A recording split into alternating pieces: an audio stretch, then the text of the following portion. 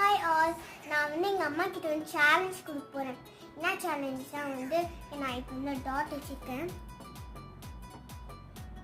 நான் டாட் வச்சுருக்கேன். இந்த டாட்டில் லைனும் போடக்கூடாது, டேரக்டாக சர்க்கிள் போடணும். எப்படின்னு பார்த்துக்கலாமா? சரி, ஓகேம்மா, அம்மா கிட்ட கொடுக்கலாம்.